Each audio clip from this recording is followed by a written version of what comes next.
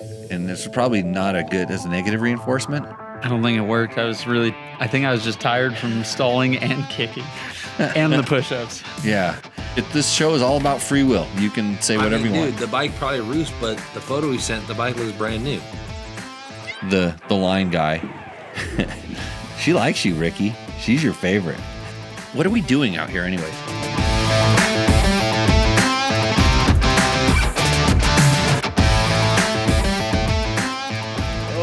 Okay, it's Tech Talk Taco Tuesday. Because unfortunately it's Tuesday, and that means I have to do this show, and this is the 264th time that I've done this awesome motorcycle show where we talk about, well, sometimes we talk about motorcycles, and we like to help you with your motorcycle and motorcycle product related questions. Welcome to the show. What are we going up against tonight? What's the big thing that's going on? Is there something big going on that I'm missing? So trying to check out the chats to see if anybody's in the chats, if the sound is up, because sometimes I forget to do that. And luckily, no one's watching the show. It's super top secret show. You don't have to worry about anybody wanting to watch this thing. 8 minutes late. Come on.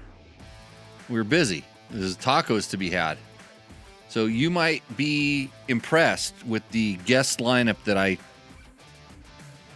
we want to coerced into showing up tonight, that I blackmailed into showing up tonight. You notice my guest seats are empty right now because this show is brought to you by Yamaha. And Yamaha brings you only the finest guests on Tech Talk Taco Tuesday, but my guests are not brought to you by Yamaha, just me. So we'll just get that clear and out of the way right to begin from.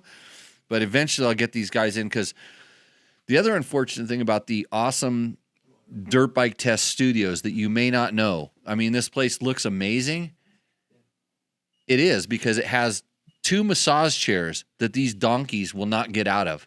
They're over there in the massage chairs, flipping me off, telling me that they're not coming on the show. They're going to hang out in massage chairs. That one, it let you out. You turn the power off? Yeah, because that one it's got a little clinch to it. So welcome to the show, everybody. I am having a hard time seeing the messages in the chat right now, so you might have to check to see if it works. Ask questions, questions here in the live chat, and we will answer them. We can answer 9 out of 10 without referring to a reference manual, and those other ones I just call an expert. But if you're listening to this in a podcast format, or you are watching it on after when it's not live, which it is live right now, you can just ask it in the comments there, or you can send an email. And if you don't know what my email is, probably don't know what my name is, and you wonder why I have a podcast, and so do I most of the time. So it's Jimmy at Dirt Bike Test, and that's where you send your submissions to. Roosterendo also, which is another segment that we have where you send us a picture of your bike, you tell us a little bit about it, and then we decide whether your bike roosts or endos. And a great company called Taco Moto, it's tacomoto.co, they will give you $100 if we think your bike is the one that gives us the most enjoyment. And that's whether it roosts or endos. And by the quality of the photos that are coming in, they all endo lately. So seems like the volume is a little low. I appreciate it, Dave Ritter. I'm going to go ahead and bump that here just a little bit, because the volume in my ear was actually okay. But what's going out to the show, now that you mention it, I can kind of see that it's actually a little low. That's why we need professional help here in the studio. So, do I get a guest tonight, or are you guys going to just look at your phones? Is it doing okay on the phones? The show looks good on the phones?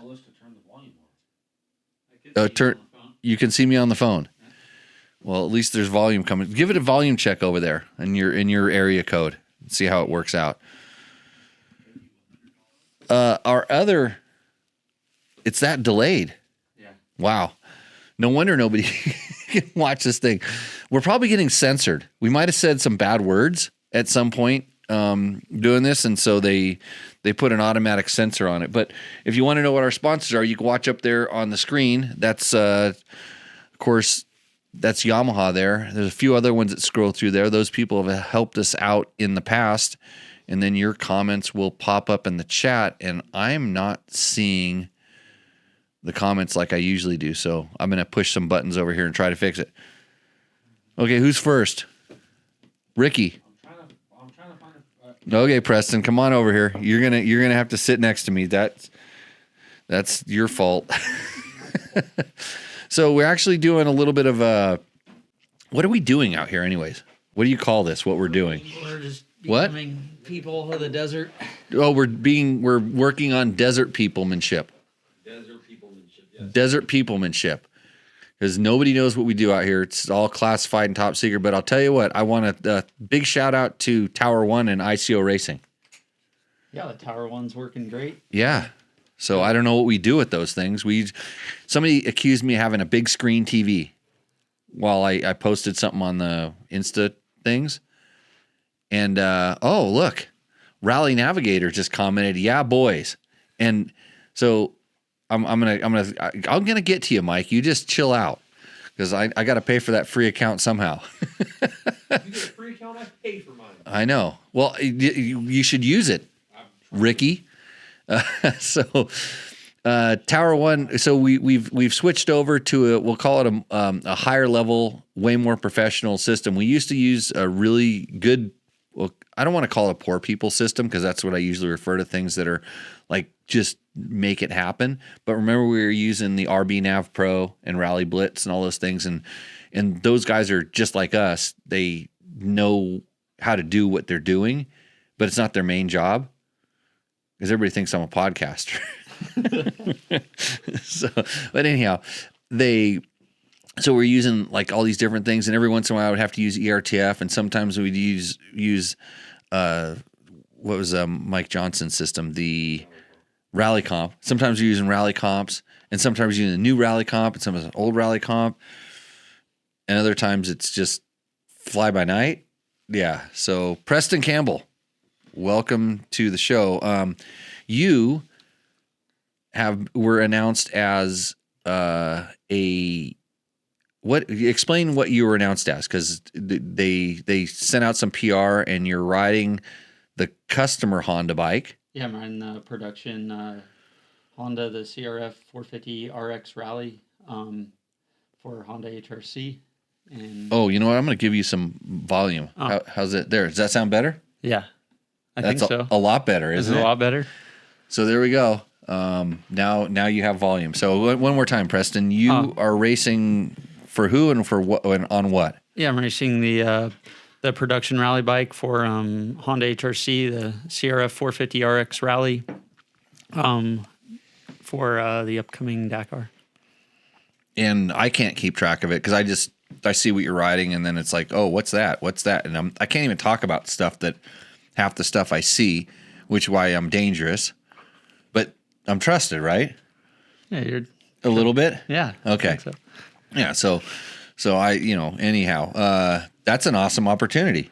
Yeah, super stoked, and really grateful for the opportunity to get to go try these rallies and learn, and see what it's all about.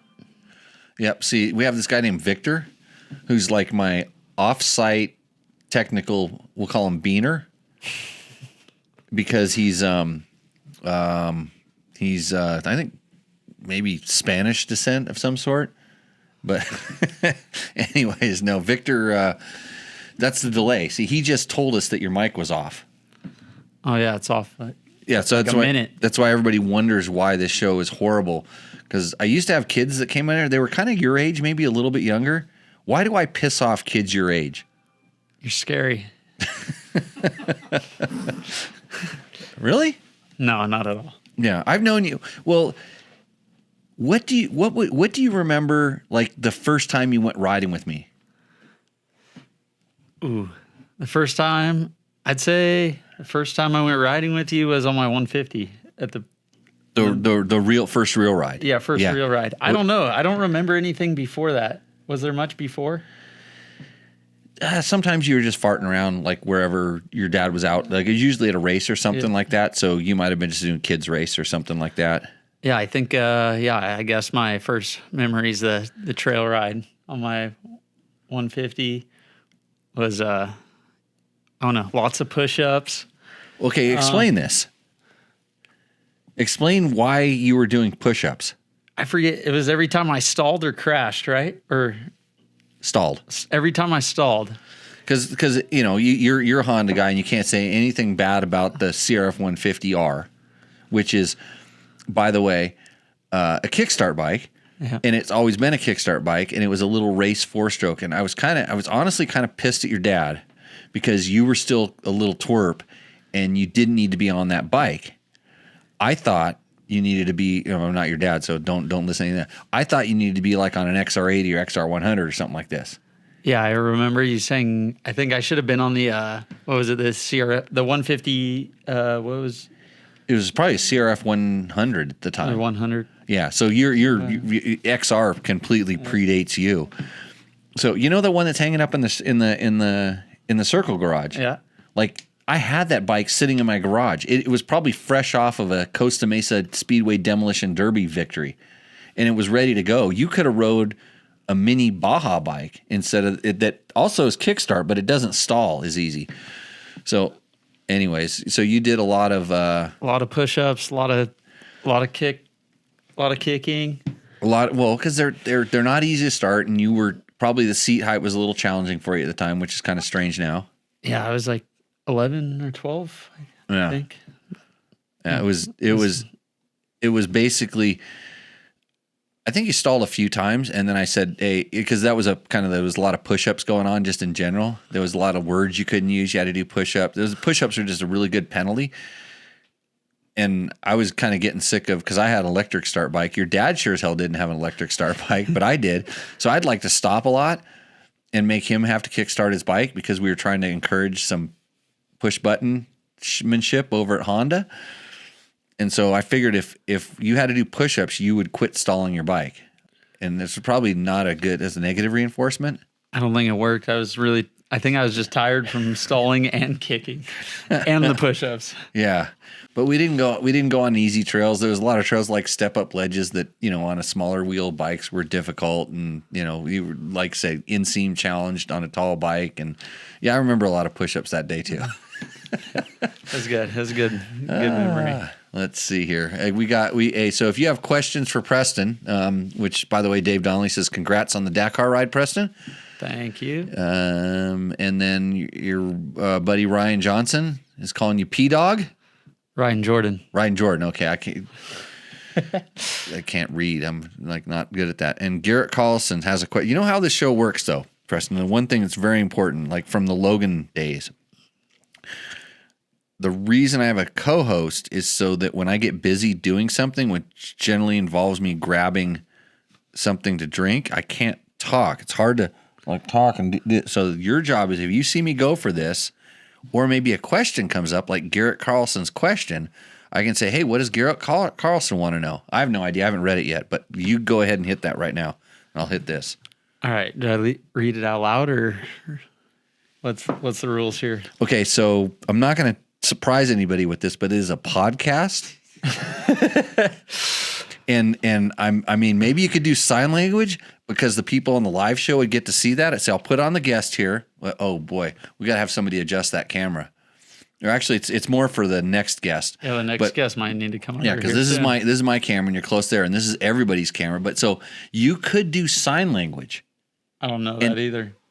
Okay, so I would suggest reading Garrett Carlson's question. All right, Garrett Carlson says, last year at the Baja 1000 off Zoo Road, I saw the overall moto leader go by, and he was standing up with the hips super far forward, almost standing over the bars. It was a riding position I don't think I have seen anywhere else. Was it for pacing the long race if he was doing the same terrain, but it was a 40-mile desert race? Would he be in a different position? How many miles at a time does a rider do in the Pro Moto Baja 1000 race before they switch riders? And that's a great question. Here's another thing about this show is, like, we don't discriminate whether you're a new rider, been around for a long time, or, seasoned pro. We want to answer the questions because, like, we all kind of know the answer to this, yeah? Ricky, do you know the answer to this? I wasn't paying attention. Okay, he wasn't paying attention. So we're going to have him read that question later on tonight, too, if I can remember. What do you say about that? Yeah, I mean, and I'm gonna just say, he said he was standing up with his hips super far forward. And Garrett, the interesting thing about that is, like, from teaching motorcycle riding, which I've done for a while, maybe I was good at it, but I quit. Hips forward is not actually the proper position, and you and your dad are probably king of stink bug. Yeah, you're trying to get away from it. I'm trying to get away from it, but which is every picture I look at, it's more and more like this. Which is like hips back. So hips forward is an interesting thing because you kind of have to look at the dynamics of the body, and there's certain, like, knees over toes is a thing. You don't want your legs to be locked out, but you definitely don't want your knees too far over your toes. And at that point, if you start putting your hips, you want to be balanced on the motorcycle. And if your hips go in front of your knees, in front of your toes, your back's going to be hanging back. You're going to be falling off the motorcycle. So I think what he's seeing, we'll call it, like, maybe more like a bent at the hips, body very far forward. Definitely we'll call it head over the front fender-ish. That's exaggerating. But I always say when you're riding your motorcycle and you're going fast, especially over hoops and bumps, ideally you would like to be able to look down and you want to see your front number plate, not your gas cap, and definitely not your seat.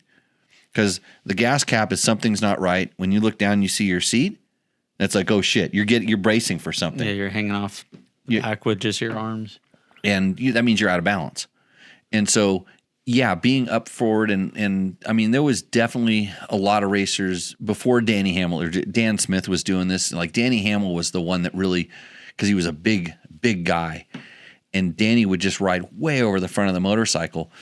And it has a lot to do with, because you're riding that way, you have to change your suspension setting because you think about it, if you're forward, you can allow both front and rear suspension to do a certain amount of work. When you're back, you're a pendulum and you're just pushing the back shock down. So there's a lot of advantages to riding like that. I'm pretty sure whoever was there was not riding what we'll call pelvis forward. They were bent at the hips and kind of, leaning over the front of the bike. So a very forward riding position. And when you have a good working bike and everything's good, where do you ride? What? Where's your body position when the bike's working good? I'd say in a neutral, like neutral, comfortable position. But more over the front than over the back. Yeah, off the back means something's wrong. Off the back, you're trying to control something that's not working with you or whatever, that you're just trying to, like, get the bike to settle or something, but it shouldn't be like that. And then so he says, so if you watch, and the funny thing is, if you watch, like, quote, Insta bangers of guys riding, they're usually doing something kind of crazy to make it look good. But it's very rare you get to see, like, even like when you guys are racing Dakar and stuff like that, they're in the most technical sections. They're in places where they get good stuff, and people say, "Oh, I'm watching them ride in the sand, and they're way over the back." It's like, are you over the back? Sometimes, but not. But when you're slowing down and braking, yeah, when you brake, you push off the back.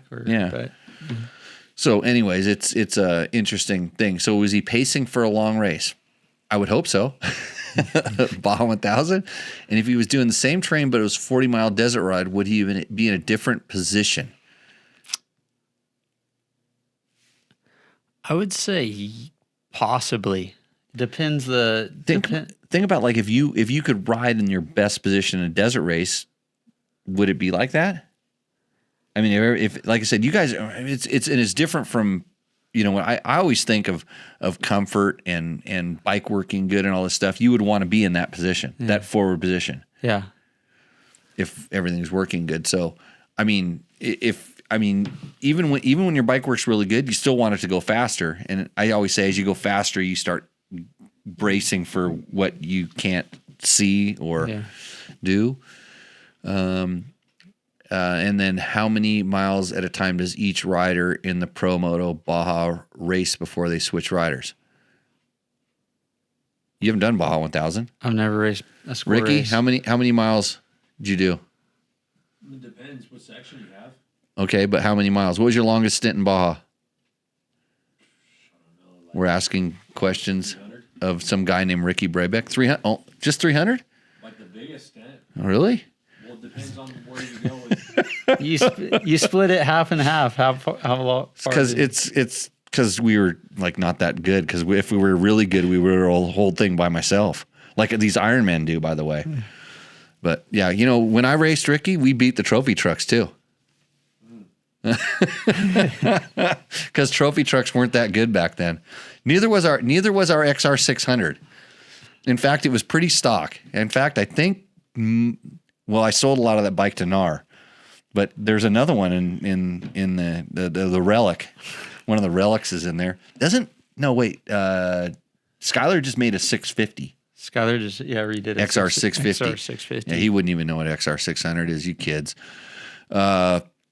Okay, since it's my podcast, I can talk about myself. Mark and CJ are giving Preston a lot of props here, and CJ has a question. That's your prompt. When you see this hand go like this, like I taught this to Logan in like 30 seconds. I'm just going to tell you. I'm a slow learner. Best co-host ever. That's why he's still on the bumper. CJ says, has Alpine Star been testing a new off-road airbag system at the races? Yeah, I mean, Ricky would know more or for how long, but yeah, they've been working on building the tech airbag for a few years now, and big improvements over the last few years. I think they're always testing this. You know, I think because it runs on data. You know, and even before they were putting it on, they had sensors on the chest protectors the guys were wearing to find out how things moved, what a crash looked like in data, what not crashes look like in data. And so there's a few different companies that are doing stuff with this, but Alpine Star is definitely at the forefront, and you can see just how they want to be the leading edge of this, and that's hard to do because usually everybody learns from what you do, yeah, they've been. How long have you been wearing an airbag for? 2 years? Solid? When was it required? 2 years ago? 3 years ago? 3 years. Yeah, they've actually required it in rally, which is kind of interesting because like that's something you don't see. Requirements are like helmet and boots, but that's kind of like standard stuff. But to add a layer of safety, but it was required in rally, kind of like neck braces were. You raced when neck braces were required, right? I don't know if those are ever really required. They made them a requirement for a couple of years, I think. I wore a neck bracer, I think, like 2 Dakars. Yeah, so yeah, there's different things that they require, but I think they've been testing it for a long time, and I guarantee you they're always trying to make it better because as they see deployments, they see what causes the deployment, they see maybe when something didn't deploy, and they'll make it better. I'd love to. I wish I could have gone to the tech briefings on that because I remember going to the tech briefings on the neck brace because that was kind of back when I was at the magazine. So I go to all these things, and I was one of the first people to ever wear a Liette neck brace, and I put it on, and it lifted my helmet off my head and moved my goggles. And they told me, because I was riding for BMW at the time, and they said, "You must wear this." And I said, "In the parade?"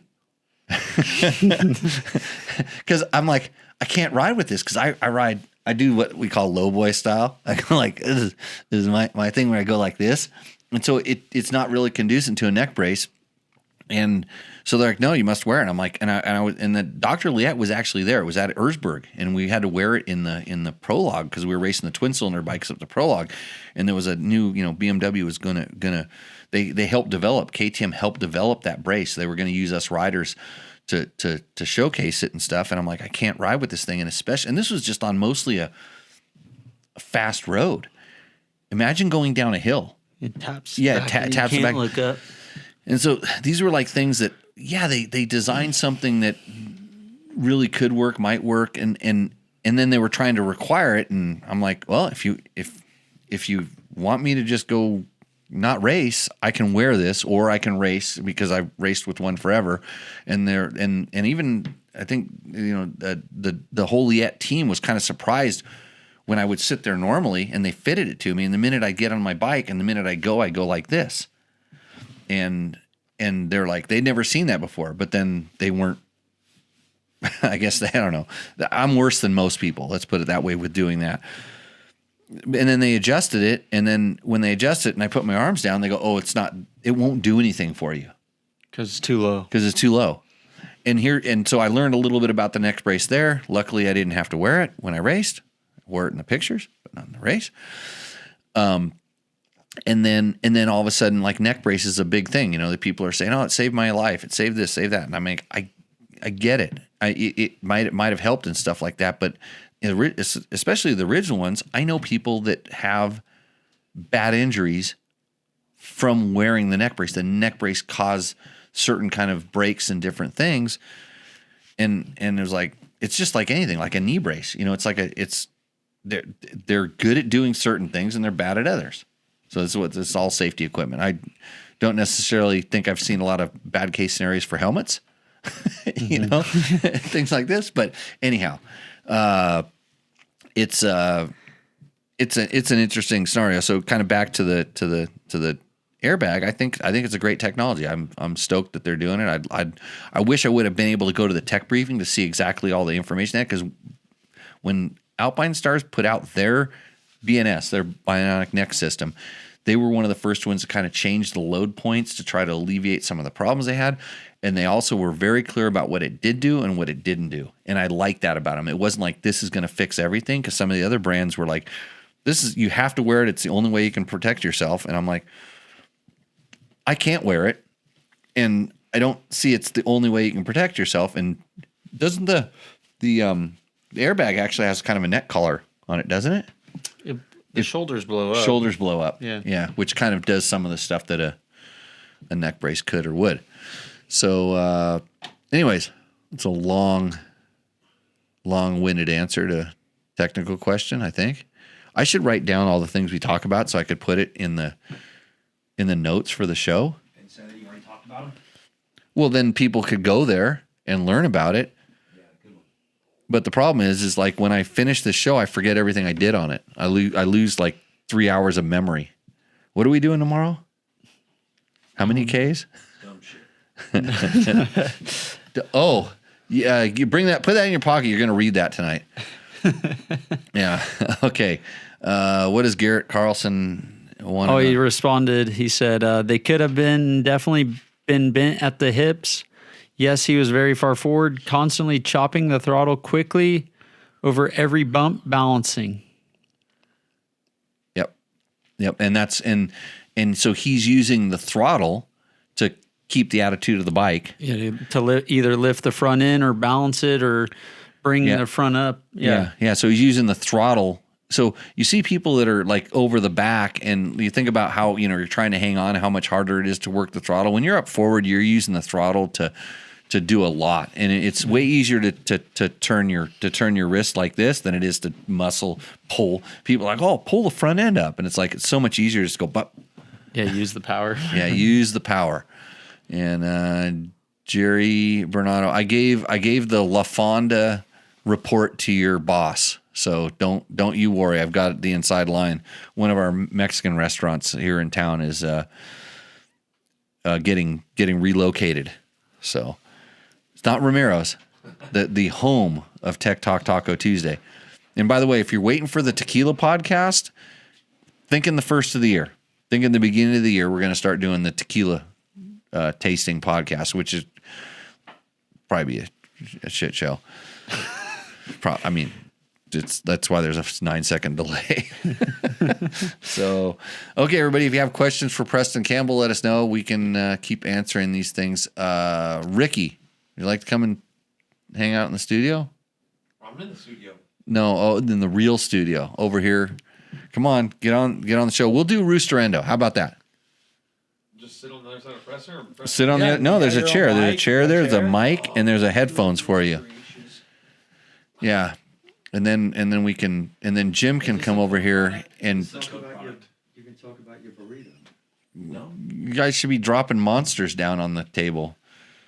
Like tour waters. I know there's some over there. No, you got to sit on the corner of the table.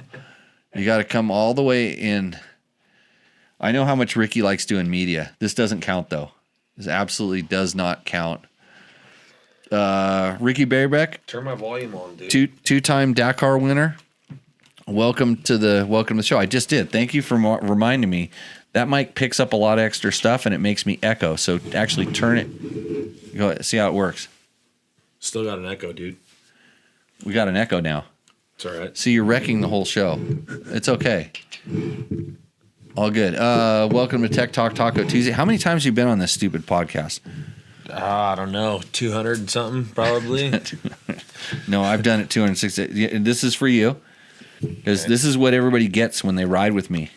Oh, thank you. These are collector's items, Preston. You might... Oh, you know what? That Jerry guy, he wanted to know... he wanted to know how you liked your stickers.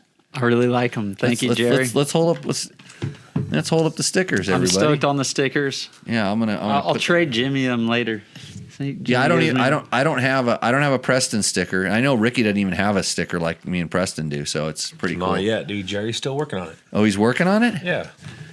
You got it. Are you okay? What did you have any cool stickers on your helmet like I did? No. No?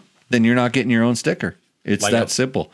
You don't Like have the fuck you one? Yeah. fuck you. Yeah, Fucking- but not any of these cool Like- ones. No. Well, that's kind of, it has the club name on it. There's a logo. There's a logo. Logo. So logo. So Logo. this might actually count because you don't sign contracts. You don't have to give blood. You don't have to do any crazy ritualistic thing. You just put a sticker, and then you're part of the club. It's kind of an unknown thing, but that's all you got to do. Then you're just a badass after that. Know what I mean? I know what you mean. So okay, do you guys have NAR stickers? Because evidently I got some of these too. What about Everyone has a GNAR sticker. yeah? Nar. Got, Everyone has a Dave Maverick. What about one of these stupid stickers? Do you have one of these George stickers? You got because I never asked for one of these stickers ever. The George sticker.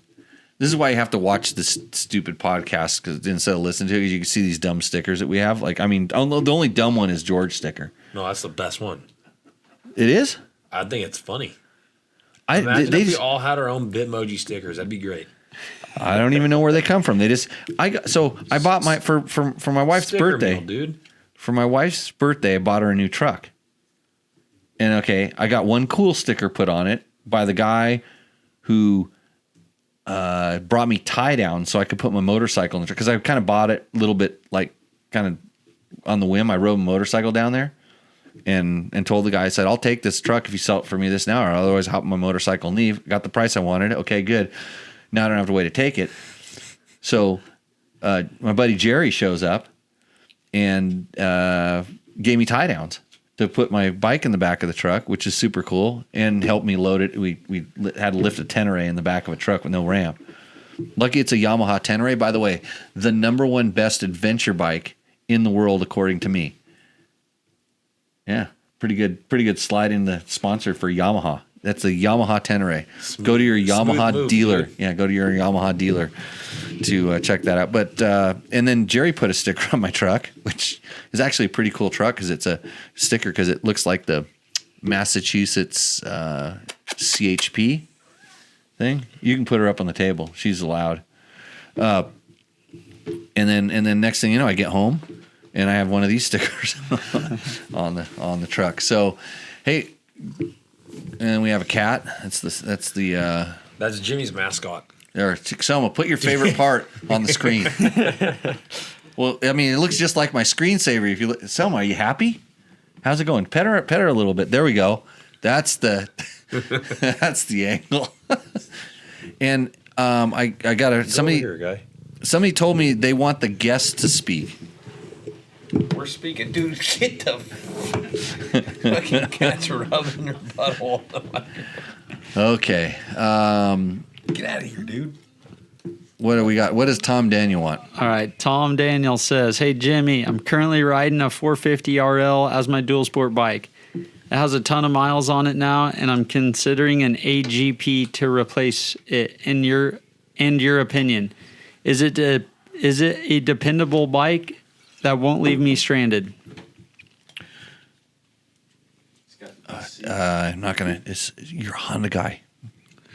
I mean, I'd pick the 450 RL, but Yeah, I have zero experience with the AGP. so I got a couple questions here. So first of all, not because I'm sitting here with a bunch of Honda guys, the 450 RL is what's a ton of miles? Like how many? Well, you do durability for Honda all the time. Like a ton of miles, is like 10,000 miles on that thing. Yeah, we got. What did they do? 100? What do they do? 100,000 on the motor? What's their durability cycle on that thing? It's ridiculous. On the X, on the RL, yeah. I don't know, but it's a lot. Like on street stuff, it's crazy. I know there's a lot of bikes or 450Xs, which is the same engine that has quite like over 10. People haven't even adjusted the valves or anything over 10,000 miles. I mean, most of these bikes today are so durable. Okay, look. You have to go right down here. You stay down here. You can co-host with me next show. I got these good co-hosts that Alex wants you to speak. That's why I forced you to answer that question. So I want Tom, what's a ton of miles? He's got a little delay, so he'll get back to us on that. But if it's not like 10,000 miles, that's not a ton. If it's like 40,000, how many what do you sell your bikes to me, Jim? Like what, 10,000 miles on them usually? And that's what, 400 hours? No, less. Less. 250. 250 hours. I don't do the math. I mean, the simple answer is a Honda's not going to leave you stranded, so he's doing fine. And he wants it. He said he wants an AJP PR7, and he knows that we've tested that thing. So, I don't know that would be a replacement. Actually, Jim would know. You rode it that day with us, didn't you? Ride the AJP the day I rode. I rode it a whole lot. Oh, a whole lot. I thought it had the best seat in the world. Oh, it's got an XR 600/XR 650 seat. Big old couch. Big old couch seat. Yeah, it's 22,000 miles. Yeah, 22,000 miles. So that's 600 hours, 400, 600 hours. Depends. If you're commuting on it, it could be a lot. But I don't know. I wouldn't say it has Honda durability, Honda dependability. But the motor is like an old Husky motor.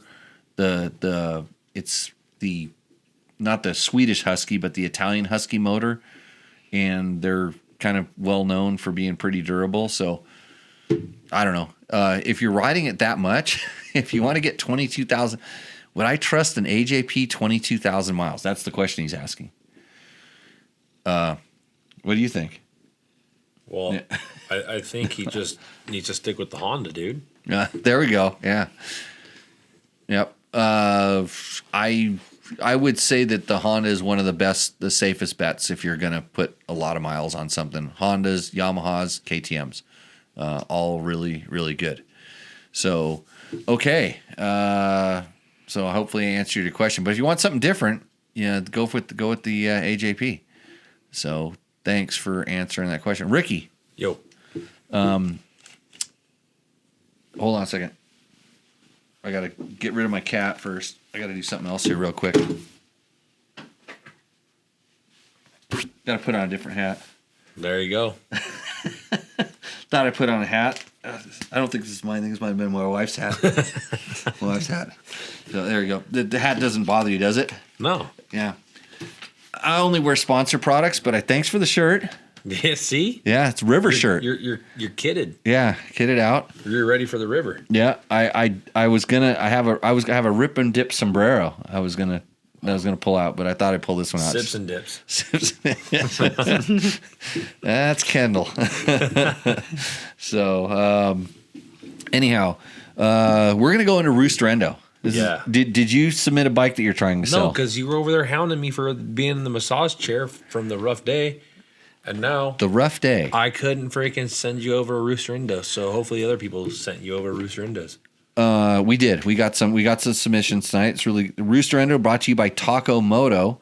You can go to tacomoto.co. They make all the different things, and if you do have a Sierra 450 RL, they make some stuff for it.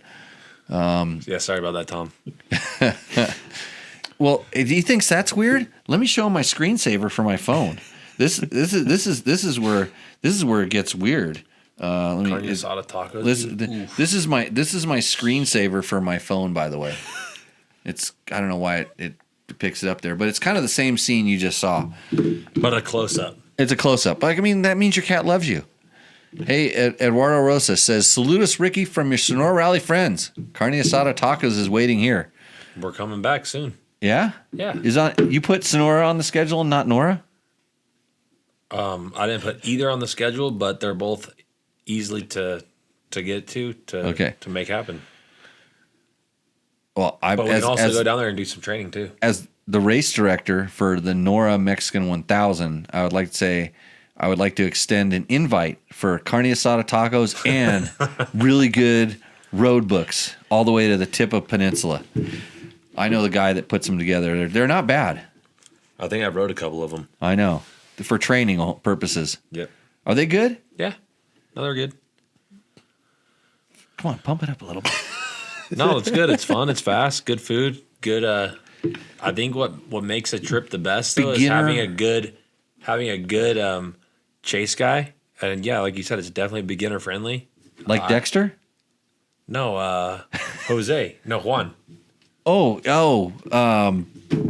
Now you got me asking me names. So we went one time. It was the guy that was buying us all those the burritos. the burritos. Yeah.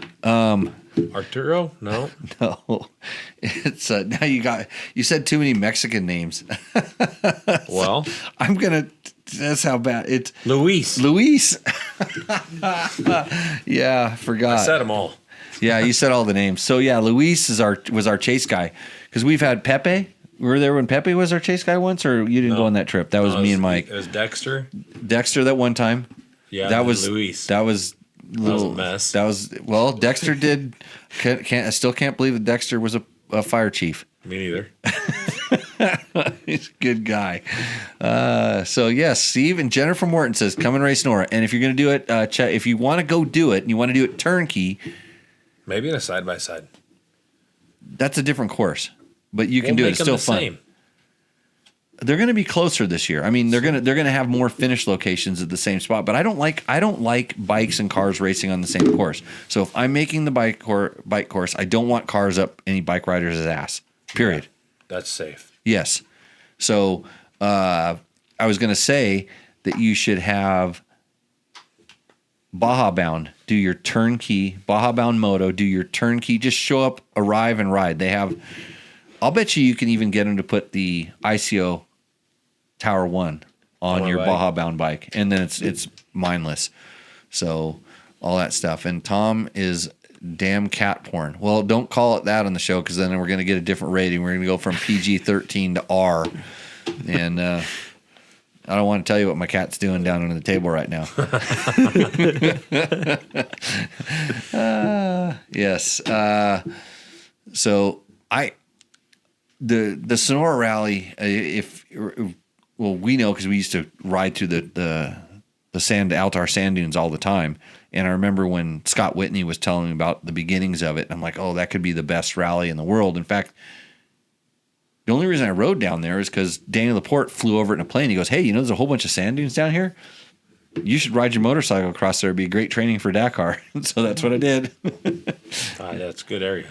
It's a good area. Those are how do those both sides is good. Like the Nora Roadbook is also good because it's not the same beat up Baja 1000 course that you found is pretty nice. I enjoyed verifying the road books the 2 years I did it.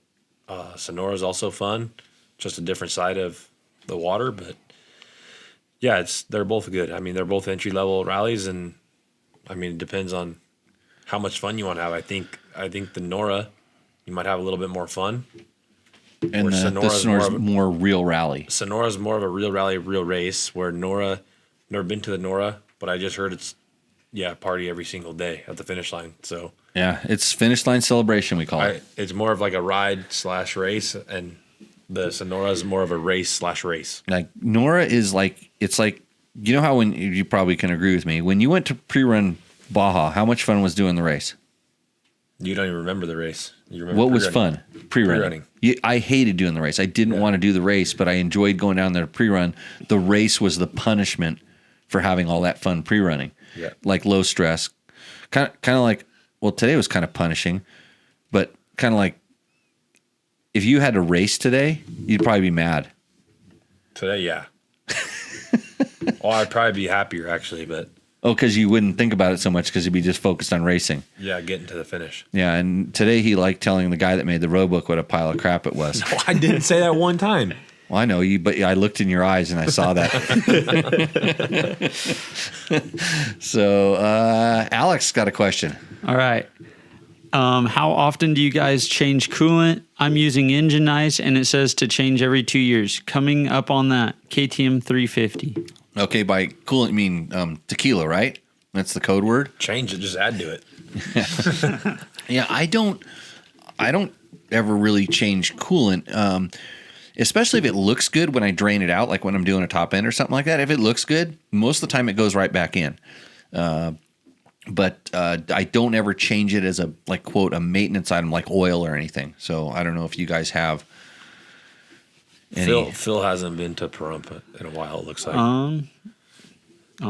You can, if you want to be really careful. I'm trying to let my co-host talk, like according to the thing that said. So I hate to keep interrupting you guys.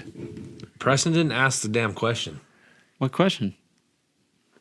Hey Preston, how often do you guys change coolant? So that means all of us. I already told him what I do. The next question. Oh, I know.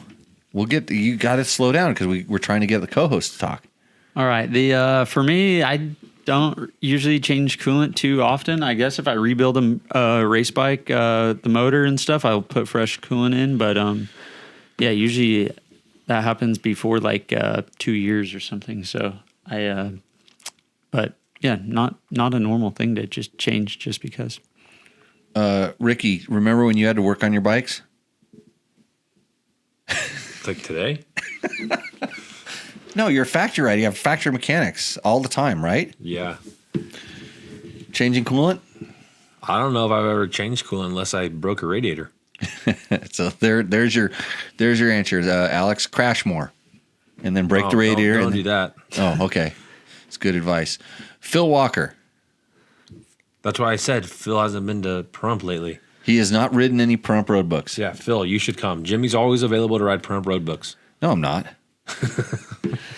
Phil is one of the guys that was involved with the RB Nav Pro and all that stuff. So now when I'm starting to talk about Tower One and all that stuff, I'm being mean to Phil, which is really mean because these guys still, if you want to get into it, when you look at the price of a Tower One, and Ricky is because he's trying to buy one for his girlfriend. I bought my wife a new truck, but Ricky's going to get his girlfriend a Tower One, right? Yeah.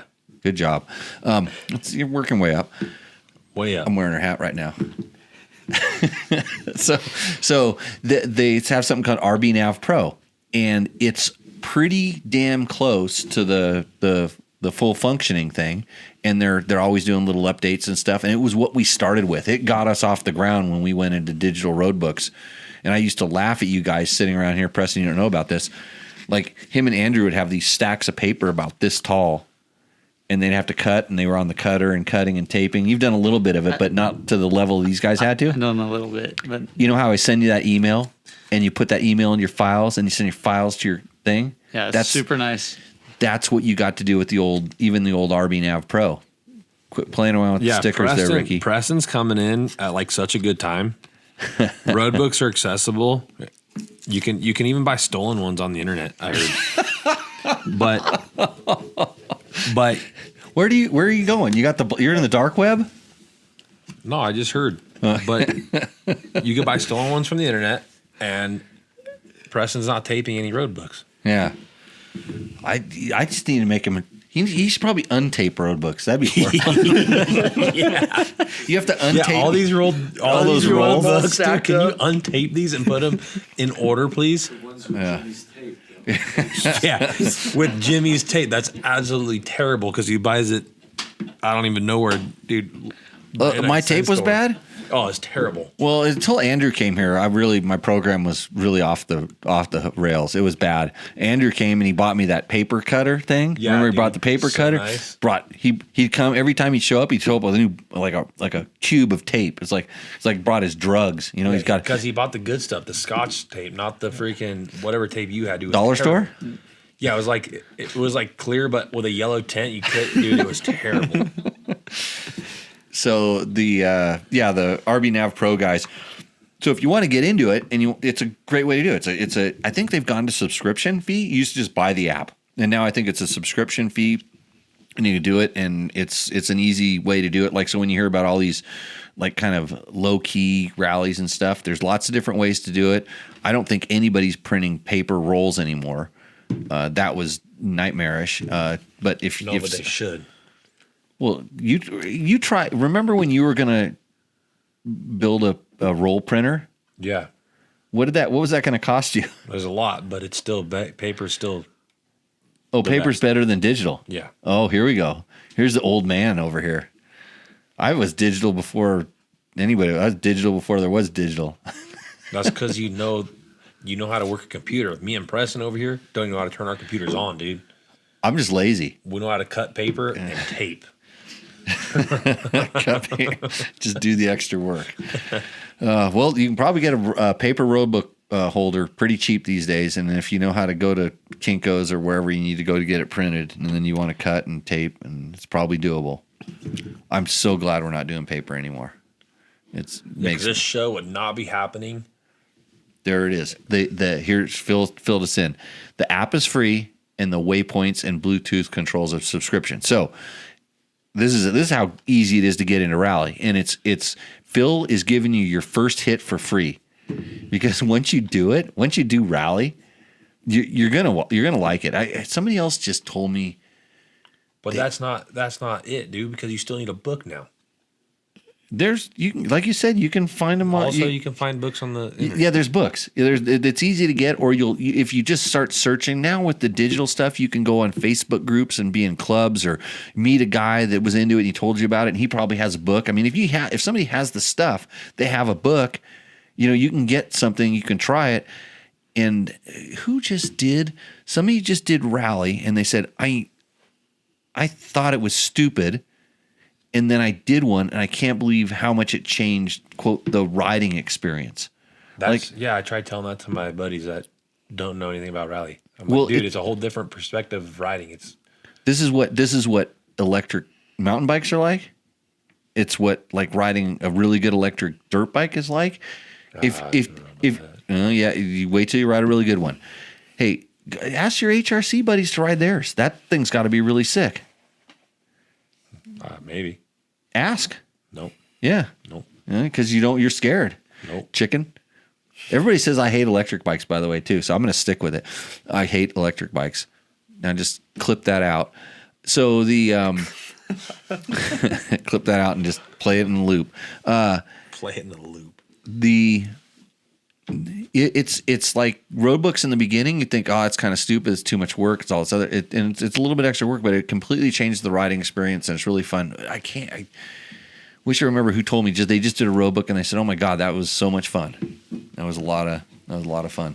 So Phil says books are everywhere, We know. and it all started with Jimmy's class in 2012. That makes me 22 years old or something like that. I don't know, 20. Who knows? Joe Bummy has a question. Preston. Oh, is Ricky gonna win El Dakaro this year? He's going to get my cat butt. Let's see. We hope so. He's working on it. Working on it. So that's what we're out here doing. We're making his life miserable. Boot camp, isn't it?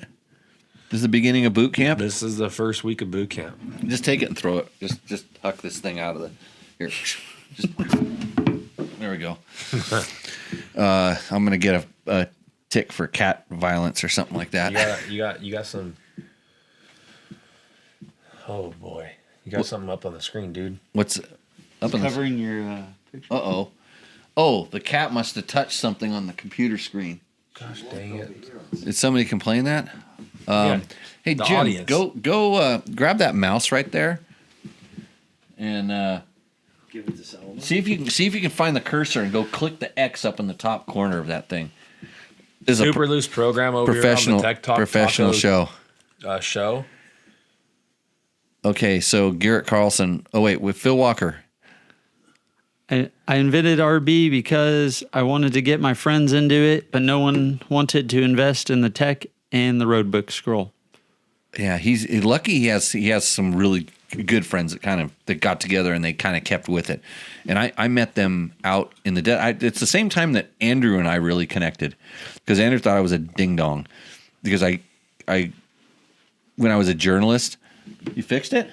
Oh, look at that. I think one of the first times I ever talked with Andrew, like I had a really good picture of him, like fully casing a jump. And I said, hey, I want to do a pro riding tip. It was coming up short with Andrew Short. I'm just going to ask you guys, imagine a journalist coming up and having a picture. Named it Coming Up with Short. With Short.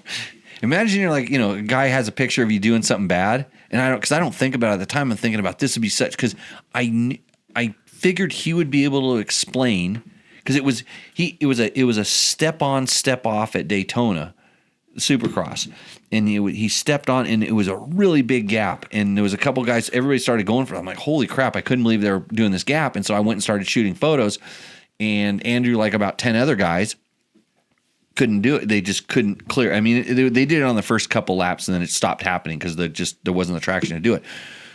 Coming up short with Andrew Short. I'm like, well, why would I ask anybody else about how to come up short? I had the good photos of him just smashing it and stuff like that. And so I asked Eric Keogh, his team manager, time, hey, think I talked to Andrew? Yeah, no problem. Go talk to Andrew about it. He wasn't happy. Can you imagine what a ding dong I was? Okay. So that's where I met Andrew. It was at an event where I met Phil. It was this one out in Utah. You wrote some of those. Green River. You wrote some of those books. Yeah. Those are fun books. Yeah. When we get old, we should go back and do those again. By the time we get there, dude, probably going to be completely different. We want to go ride the original Nevada Rally books. We have them. Johnny has them. Yeah, I've got them too. We want to go ride our OG Nevada Rally books, and we'll do the stage that I won by like 8 minutes, Ricky. I'll smoke you. All right.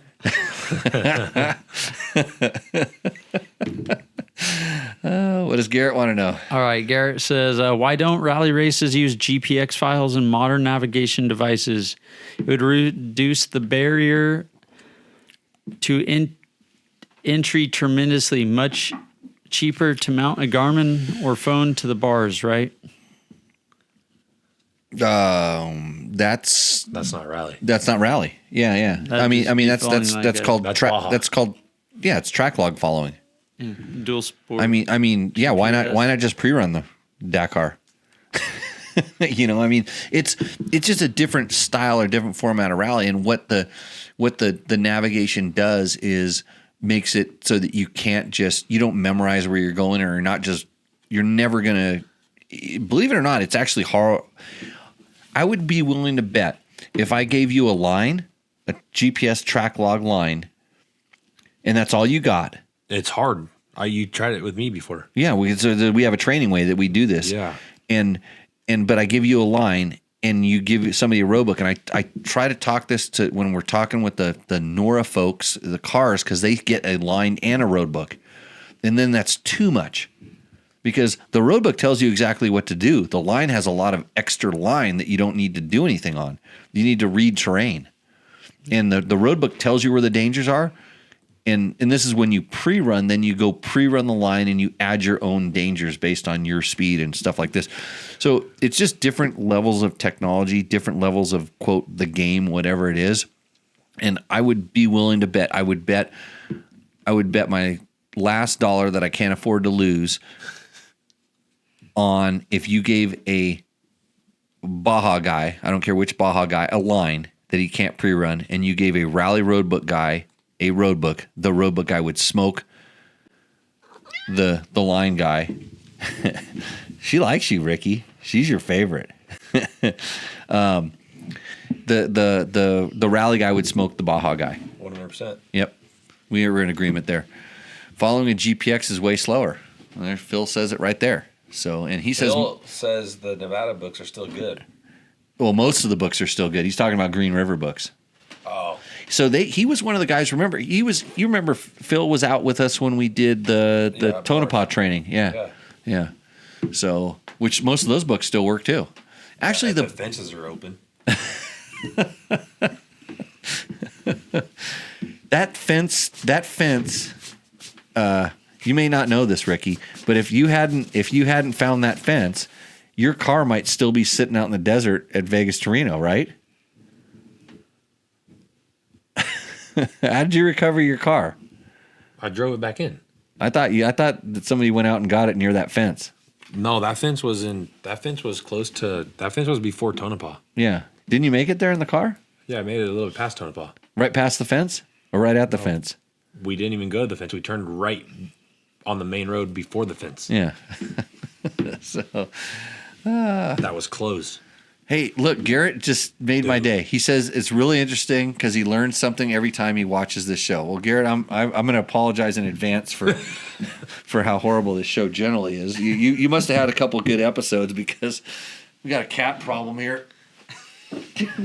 I'm trying to fix it. I didn't feed her earlier today, but she knows that Ricky will take her out and feed her. Ricky's looking for. Okay, back to the Roosterendo. Let's go to the everybody's favorite part of the show. If you have any questions, go ahead and throw them in the chats. If you're here to watch Roosterendo, we're gonna take care of you right now. Let me get to my sheet. Nobody sent in any questions, but everybody says I should do all this stuff for the show. They give me ideas on what, how I can make this show better. And it all involves like more things. But I just had a note here I saw. I found that I've seen some very successful people, like when they make things like rockets and things like Elon Musk. He says the best thing to do is eliminate parts that aren't necessary. And so I just eliminate any preparation for this show.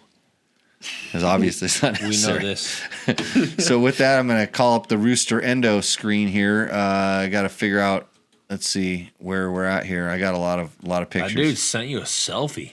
Well, I know. We'll get to that in a minute. But this segment is brought to you by Yamaha's WR125. So here's my challenge to you guys. I'm going to get a Yamaha WR125, and it actually has variable valve timing on a little 125 4-stroke. So that's super high tech, and you can get your CRF XR150s. This is how you can get back into I have a XRs. Trail 125, dude. That thing will smoke that CRF, Yamaha. Okay, so CRF 125. no, you're gonna get you got to have a license plate. So Trail 125. Ricky's got his Trail 125. I've ridden it from his house to the river and back and forth at least 30 times, and I got in trouble for doing burnouts. Like I'll ride the XR150L. XR1. You've already done a lot of laps on that thing. I got got it time? down on that one. Okay. I got time on that one. We're gonna go on a little dual sport adventure. Yeah, we're going to take the Mojave Trail on Trail 125s. Okay. Well, I'm gonna take a Yamaha WR125 just so you know, because I'm brought to you by Yamaha. Me. Okay. Okay, so this segment is also brought to you by Taco Moto, and this is the gang of guys that threatened to beat me up if their buddy didn't win Roosterendo. Just want to make that clear. So our first bike is by a guy that he didn't tell me what his name was, so I just called him Fred. So Fred has a Beta 480, and then Can you bring it closer? It's like a mile away there, Jim. I'll try to call it up on the screen here as a way I can do it. But the problem is Preston's got to read this. Man, that's a lot of reading. That's a lot of bolt-on parts. Well, he purchased it. It's a 2025 Beta 480 race, and he purchased and built using Beta's build your own BYOB. Bring your own beer. Build your own Beta program. Oh. Okay, so you actually, it's a thing because one time. It's a long story, but I'm not going to tell it.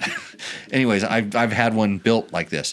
So he's 240 pounds and 6'4". just to start with. Go ahead and just start. Anything you can skip through some of this stuff, however you want to do it, Preston. Because I'm going to find a photo for Ricky so he can see it. Your eyes can't be that bad yet. Oh, I ain't gonna help. I got you. a white light shining right here. And Yeah. the TV's big, but this image is so small. Welcome to my world. How about you just make the bottom half of that TV not there, and then make the photo bigger on that TV? Because then I can't see the important stuff. Like some of those buttons down there are actually really important. I don't know if you noticed this. So, this show, like, see how the show's so important. Like right there, your face is getting cut off. But if I turn this right here off, then you get to have your whole face on the show. Socials. Yeah, it's important. So get it to your favorite setting and then slide it down. okay, so no, because I have to change it as this goes. So we're gonna look at the bike over here. Preston, tell us what's on this Beta 480. All right, it's got the Seat Concepts tall seat. It's got a double take mirrors, Scott's steering dampener. Can't see again. Don't worry, I'm gonna fix this.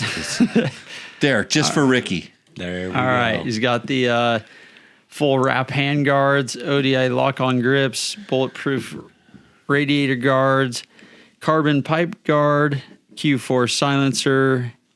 He's got flex handlebars, Fastway foot pegs, TM skid plate, Michelin bib mousses, Trail Tech fan, and Trail Tech sponsor of the show. other stuff after the build. Oh, this is after the program. Yep. He's got the Takomoto LED wrap signal lights, the Takomoto titty tail. I don't know what that is. Well, it's a titty tail because we had a co-host on the show that couldn't say tidy tail. He thought it was titty tail, and so he said titty tail a couple times, and it just became a thing. It was Cooper, Okay. kid named Cooper, who now I think he went away to college, and he probably needs it. Okay, he's got the moto-minded mount for rally tablet. Rally tablet. He's rallying that thing. Rally tablet. Yeah, he's got the IMS 5-gallon tank. Giant loop luggage, depending on Preston's the trip. bogging right now. Yeah, he's I about know. to fucking choke. So on it. Preston's starting to get back over the bike and the hoops right I'm now. hanging on. Yeah, hanging on. Riding like me today, dude. This bike replaces my 23 KTM 500 as a do-it-all bike. It's on a dual sport ride this weekend, but could be an enduro, racing an enduro next weekend with the stock tank and the luggage strip. It's only got 110 hours so far, so I'm hoping to get over 300 in the first year and see how it compares to my last KTM, which was close to 400 trouble-free. So far, I like everything about it better, with the exception of being slightly short in the seat area. Do you have any experience with the 480 to share? So, awesome bike here. Fred, that's not his real name, but he didn't tell me. He sent me a whole email. It was like, I don't remember the email. Riviera's concept construction something. It's a sweet looking bike. He's got all the stuff. He's got, it's that one bike does it all kind of thing. So Yeah. it's dual sport. He's got his racks and bags and different. I mean, he's really getting the maximum out of this bike. I'm stoked on that. He's ready to ride the trees with a 5-gallon tank. My experience, well, you've seen us ride. We've ridden trees with 5-gallon tanks before. Sometimes there's a lot of trees. He's doing. So as far as like durability, my experience with betas is they're pretty damn durable. We had a lot of hours on a 300 once. We had a long time. We tore it all apart and it looked brand new inside. And Was when this we a were, 2017 it was the old one. 300 two-stroke? Yeah. Me and Trevor raced this at the Glen Helen 24 hour. Yeah.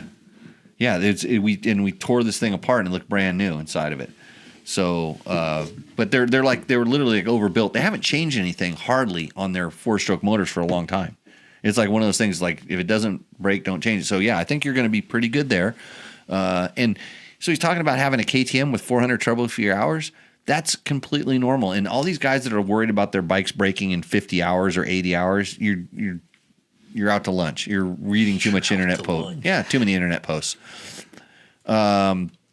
Slightly short in the seat area. So my question is the seat short? I think he's talking about the seat short front to back. And that is kind of a thing. And you can see where he has his tail pack there. That's going to bump into someone's ass. Yeah, So- imagine If you're going down hanging a off the hill. back. If you're hanging off the like back. you were on that reed there for sure. It was getting a little bit rough. So, but not bad for the first one. I'm pretty happy with that. Ricky, glad you could see that bike. Yeah, it's good. Okay, so the question is, and we're going to ask the chat as well, so the chat can chime in this thing. And some people are already throwing it in here. Does it roost or does it endo? Not Rick- a roost. It roosts? I think Yeah, it it's- roosts. Oh, really? Well, it's got. I'm going with the roost too. Well, there you go. It's Hold on. Yeah. Go. What's Clinton got to say? Oh, you know this guy? No, but he's saying something. Okay, hold on a second. Let me call this thing up here. Might be his bike. Clinton. Beta guy's Clint. Oh, he's actually He said fuck my life. FML. We'll just go there. Yeah, I thought I had the perfect submission because he sent it. Okay, Clinton. Other thing, your picture is actually outside in a place that makes me look like I want to go riding. So good on you there. Although the pictures were attached to the email and they were like gigantic, and I couldn't. He wanted us to see it. I couldn't. Well, I know I couldn't see them in the actual email, so I was kind of surprised to actually see it up on the screen because I'm amazed when I actually get stuff to go up on the screen. So, pretty good. Anyways, these guys think it roosts. I agree. I think that bike definitely roosts Fred Clinton Revere. Yeah. So that's his new. That's a new. He says FML, Fred. My life. I fretted you already. The beta guy. Clinton, glad to. Good roost. Yeah, just put your, because it was like Revere Construction or something like that. What is the official bike of the info line? I don't know. What do you mean, Victor? The official bike of the info line. the Berg. Husaberg. I don't know. Hold on a second. I had a Husaberg hat on earlier. Whoop. Now I have a Husaberg hat on. Yeah, what about Husabergs? That thing was bought on Amazon. It was what? That thing was purchased on Amazon. This hat? Yeah. No. Probably got it because I was a Husaberg factory rider at one point in my life. Did Romaniacs on a Husaberg. That was a mistake. So everybody's roosting. This is a full roost. That was a really good bike. So Fred, good job on that submission. 411 plate. Okay, so Victor's trying to. What is the official bike of the info line? 411 plate. He's like trying to make jokes that I just got right now. You're dealing. You're gonna have to do some better jokes than that at the moment. I don't get it. Yeah, 411. Info. Oh. Yeah, info line. Okay. So Kyle has a bike for Rooster Endo. I'll call this up. Kyle's bike is here. Oh, Kyle. Let's start with Kyle's bike right here. So this is Kyle's gas. I want to call you Logan, but we'll just call you Preston because that's your name. It's you could tell Kyle was a English major, or just grammar and punctuation and run on sentence and go for it. Kind of like my old articles. I tried to write with no English. You tried. You did. I tried. Yeah. Good thing you're a fast motorcycle rider. Trying. That's what I always said about myself. All right, Kyle's bike, 2024 Gas MC350F, converted to be the best all-around bike. Got a killer deal on the MC. Has MX Tech suspension, factory triple clamp set at 20 mil offset, 18-inch rear wheel with AT81s. Sorry. It's okay. I'm trying to fix something here real quick. Let me see if I can get this. Just 1 second here. I'm trying to help Ricky because I see him squinting at the. Dude, you got the white light right in my face over here. Well, it's because it makes you look good on camera. Okay, so there's Kyle's bike. Yeah. Okay. Keep it going. Okay, he's got the Recluse Slave for better feel on the clutch, Enduro Engineering rear discard, TM Design slide and glide plate, bulletproof rear tab guard, AXP Extreme skid plate, Ricky Stater radiator fan, Any relation? No. EXF headlight from Moto Minded, EXF front brake line to clear the headlight, Castaway kickstand, IMS tank with quick fill cap, FMF exhaust, twin air open intake, get ECU, map for single track, alt rider levers, flow radiator guards. Bike is killer, a big change from riding two strokes the last 15 years. Love it. So far, just getting used to the different power. Included a couple picks from some Idaho single track and on in the shop. Love the show. Keep it up. I always look forward to listening it on my way to work. Well, I'm glad that your drive to work is more boring than my show. Because I can't. I'm gonna wreck the whole show if I don't do this right here. So that's Kyle's bike, and Kyle was nice enough. Kyle's bike looks brand new. It does look pretty cherry. So Kyle's bike is nice and new, and Kyle was nice enough to send us a picture of his bike on the single track trail right there. And then Kyle was also nice enough to send us a picture of his face next to the bike on the single track trail, and he doesn't look happy. I would be really happy if I was riding that bike on that single track trail. But You know how hard it is to take a photo that he just took like that straight into the sun with your eyes open, dude? it's kind of like sitting in that seat right there at this podcast. Look at I know. Look at the light. Hold on a second. I'm going to change my hat here real quick because I'm going to change my hat. It's part of the show. You like this hat better, buddy? Yeah, there we go. How do you get these? What do you mean? How do you get these hats? You got to go to Rip and Dip? They were for sale at fuel.com. Yeah. That's about it. They're still for sale? Yeah. Okay. Just checking. Just got to do the sponsor plugs, bro. Sponsor plugs, bro. Yeah. I got a Ricky Brabec hat. You like this one better than the other one? I mean, they're Now both, you're going to get in trouble. So She's texting me. Let's see. get your. Oh, she's probably mad because I took her hat off. I tell her she's got to pay for that 10, 20 minutes of that. This is a big forehead. So Roosterendo. Okay, back to Kyle's bike. So he doesn't look at. I'm a little okay. So I like picking on the photos a little bit. A little bummed out that he got the shadow on the face because that'd be an easy angle adjust there. Just so you know, when you start doing your selfies, like get the cell phone shadow off the face a little bit. Look, he's got a good Max Steel look there, like that. And he talks about his headlight and some other stuff, and I don't see any photos of that in the picture. Like these are the three pictures I got. All I see is his how do I turn this one on here? There we go. No, it turned them all on. No, that's the beta. There's Kyle. Not seeing the headlight. Hey, Fly Racing, brother. Huh? Brother. Yeah. I'm brought to you by Whatever you pick out of your closet. no Yes. Climb. Yeah. I wear Climb. Whatever you climb into your closet to get and pull out.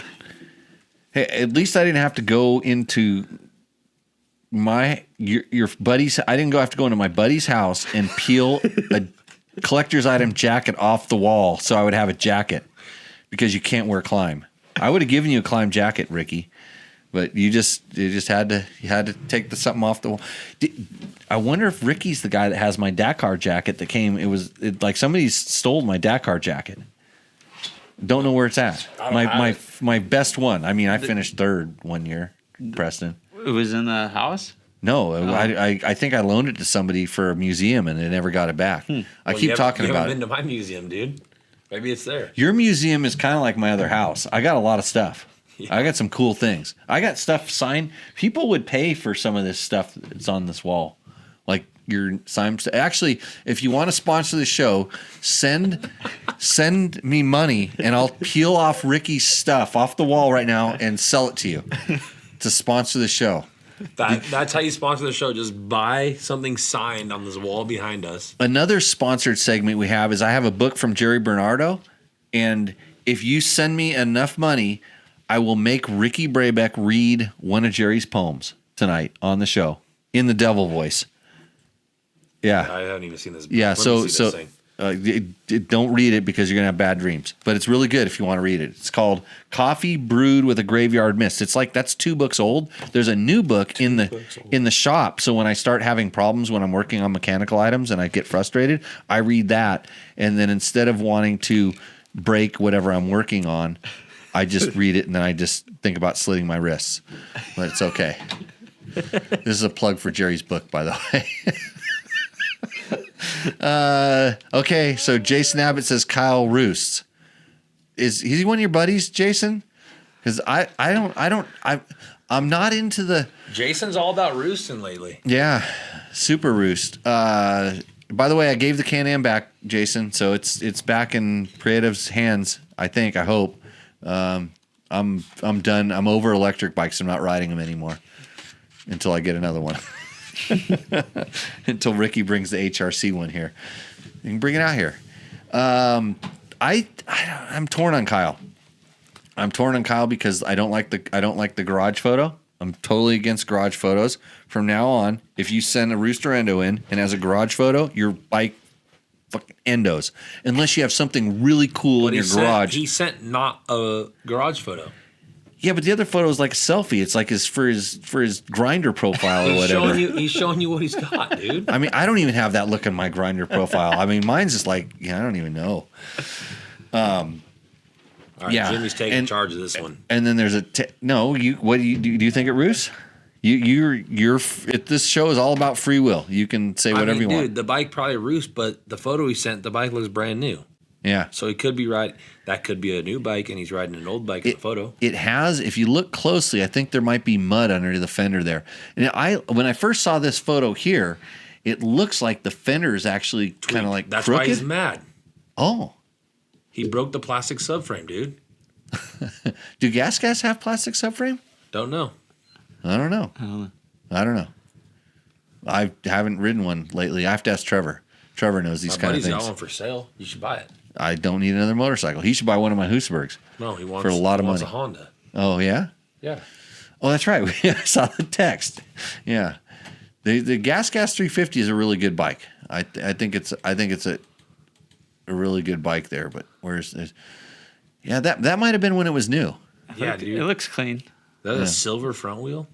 Yeah, they come with. Oh, he's got mismatched wheel colors. Oh, brother. It's like something I would do. I've read. Okay, what do you think, Rooster Endo? This is the title of the segment. I'm gonna go in the middle on that one. No, there's no middle. It's Roost or I see Endo. the board. The board has a middle. The board has what board? The two boards behind you. Oh, someone can buy. Well, they could end up on one side of the scale, but wherever in some points. So if we were doing like the old days, because the old days we didn't know how to do what we're doing right now with this technology. Yeah, like where I have buttons and I push and photos come up on the screen. It's pretty cool. We used to. I had Logan make me these boards, and we print out the photos, and we hold the print. Actually, Matt, back when I had a producer, Matt would print those out so we could look at it because we didn't even know. But never ink got too expensive. No, it was that It's the tape. Matt decided he wanted to wear really fancy clothes instead of hang out with dirt bike people, and he wanted to work in an office. Oh, he moved to LA. He was good. I think maybe San Francisco. But he used to print them out. He'd print them out and he'd hand them to us to print out, but he'd also put it up on the screen because he actually sat right here over on the side, and he would do all these things, and so we wouldn't even see the Rooster Endos. They actually got submitted to him, and I never even saw him. He would kind of do what Trevor. Preston did. Jason, Kyle Endos with that wheel setup. See? Okay, but so you said the middle. Is it the middle roost or the middle endo? I don't know. Preston, help make it easier on him. I've ridden with different color wheels. It doesn't matter. Oh, you're right on. You're on my team, bro. I'd say the Vicaroos. Old prissy Ricky over here. I've ridden with gold rims, dude. So do I. You seen that XR100 up there? Not on purpose. I set them up. Dude, when I was a kid, the factory Hondas had gold wheels. That was so trick. Like it was before anybody had gold. They had gold rims. I was like, oh. So I got. But maybe that goes on to like someone's bike that's fast and looks the part at motocross track. But they gave me gold wheels to go to the motocross track, and I look like that guy at the motocross track. When recently? No, like 2 years ago. 2 years. They retired those wheels after I complained for 3 years with them. Okay, so it's an endo. We got more though. Don't worry, we're not done. There's. It's an endo from you? Oh, it's an endo for me for sure. There's no problem with endo. I think there was somebody. Mike Brown. By the way, Mike Brown was our winner last week, and I'm submitting one for next week. You guys better be watching. well, it's called Roost Endo or for sale. Yeah. When you send, you're selling two things. No, I'm sending a roost, and then I'm gonna send a or sale. So this is our last week's winner, but he won with a different bike. He actually won with where is his bike? I think I left it up here. Here it is here. So let me turn off. Let me move this up a little bit. I'll make it work. Don't worry, I'm a professional. Just click it, dude. There is that. No, this is so. This guy didn't have a name. He sent us this photo of somebody looks like a rooster. Chicken Joe. He's a rooster, and then there's an endo. There's a rock in the photo, and he says, "Watch out for the rock." And I can't. Oh, I could get see to the it. corner of it. Yeah, he drew a rock because he's a rooster, and he was going to endo, but he didn't win. But Mike Brown. Oh, here's Mike Brown. Here, I'll bring. So Mike Brown won with this Mike Brown right here. I got to turn this one off. Mike Brown won Rooster Endo with this bike last week. That's the bike in the freaking house, dude. The photo. Oh, like the one that Johnny raced. Yeah. Oh yeah, what is it? 462. Yeah. Johnny could submit that as a Rooster Endo. By the way, you might get $100 from Takamoto if you wonder why you're losing your dignity when you send this. So that one. Now this is Mike Brown's new bike here. Big upgrade. Well, he actually submitted that bike, and then he sent it in, and he goes, "Look, I already got the Takamoto Tidy Tail, which is something you can buy from Takamoto. That's the little license plate eliminator kit, and he's ready to get some more stuff for this bike." So he used the other bike, which had British flags on it. So I was going full nationalist guy on him. I'm like, why not American flags? So it's a long story, but you got to watch the show. You really got to watch the show, and that's why we have a lot of comments here. Let's see. Scroll down. Clinton says, Ricky, we met at Sonora Rally School, and Jimmy ran into you in Catavina M. Where's Catavina M? I know it's in Mexico. Just M means Mexico? Maybe. And then Jason is very correct. He says the Must be Iowa. it's Iowa. Yeah, that bike he's from Iowa. There's no single track there, so it's in Iowa. Kyle Endos. Okay, so we got that. If you have any questions or comments, go ahead and throw them into the Call in a guest. call. Yeah, that's an option. Let's do it. Oh, get a guest to call in. Well, I don't know. Oh, because you see the screen that we can. That's in case we have a guest. Well, Oh. Here, why don't we call Trevor and see what he's doing? No, he's doing homework or something. Well, Let's keep all the rooster endo, dude. Well, that's it. We got Two. That was it. Yeah. Oh man. Yeah. So- Remember back in the day we used to get like 10 or so? I'm gonna send you a couple next week. Okay. I dare you. You have to figure out how to use a computer, or you're going to get your girlfriend to do it for iPhone. you. iPhone. Yeah. Don't I just send it to your email? Yeah, you send it to Jimmy at Dirt Bike Test. You send a picture of the bike, a good picture that I can put on the screen, and then you tell me a little bit about the bike. And Perfect. like with you always include the sales price. With me. Yeah, because every time you send one in, it's for sale. I haven't done that. In what, a month? Yeah. Do you have any bikes for sale? Mark Daniels, Endo. Yeah, Beam Echo, Endo. And then that's it. I So, don't think they like the wheel setup, dude. I think it was just it wasn't a good picture of the bike is what I always think. I think the picture can do it justice because we've had some pretty bad bikes win, and And it doesn't matter whether endos. You can have an endo and you can still win the Takamoto thing. But I'm just gonna lean pretty hard on Fred, and by Fred I mean Clinton for the winner. Fred Clinton. Yeah, for the winner of the Takamoto gift certificate. And I can override you guys, but I know what you think. Between those two, what do you think? I mean, Fred's bike was freaking ready for any kind of riding. Yeah, and then yep, that thing was almost. I should have saved it for last because it would have been better to just like come in from the end and win, just not win right at the gate. It was a hard one to match. That would have won a fair majority of Rooster Endo segments.